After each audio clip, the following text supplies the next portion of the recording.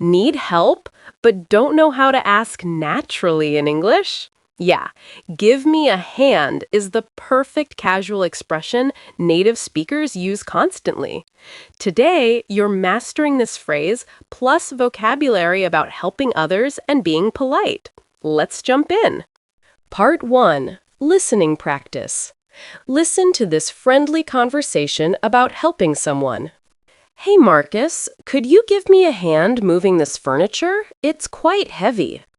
Of course. Where should I move it? Let's place everything against that wall. I'm reorganizing the living room. No problem at all. What's the occasion?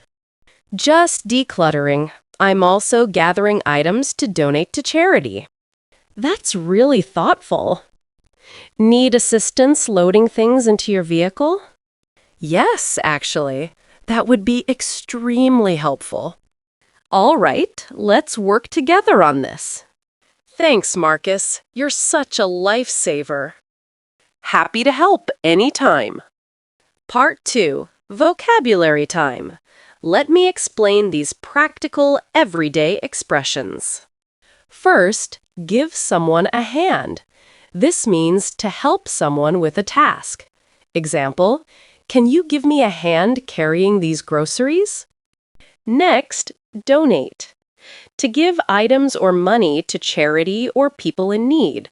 Like, we donate food to the local shelter every month. Then, that would be great.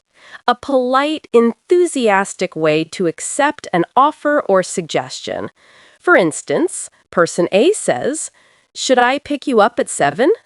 Person B responds, "Yes, that would be great." Also, declutter. To remove unnecessary items and organize your space. Example, I'm decluttering my closet this weekend.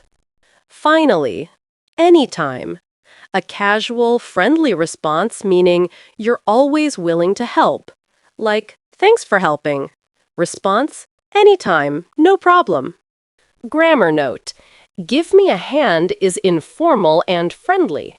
In formal situations, use could you assist me or would you help me? Example, informal. Hey, give me a hand with this. Formal, could you assist me with this matter? Oh, repetition is essential. Watch this multiple times and speak along. Part 3. Listen and answer practice. Answer these questions confidently. What did Lisa ask Marcus to help with? Moving furniture. She asked him to help move furniture. What expression did Lisa use? Give me a hand. She said, could you give me a hand? Was the furniture light? No, it wasn't. It was quite heavy. Did Marcus refuse to help? No, he didn't. He said, of course. Where did Lisa want the furniture? Against the wall. She wanted it against the wall. Why was Lisa moving things? Reorganizing. She was reorganizing the living room. What else was Lisa doing? Gathering items to donate. She was decluttering and donating. Did Marcus think donating was nice? Yes, he did. He said, that's really thoughtful. Did Marcus offer more help? Yes, he did. He offered to help load things into the vehicle. How did Lisa respond to his offer? She said, that would be extremely helpful. What did Lisa call Marcus? A lifesaver.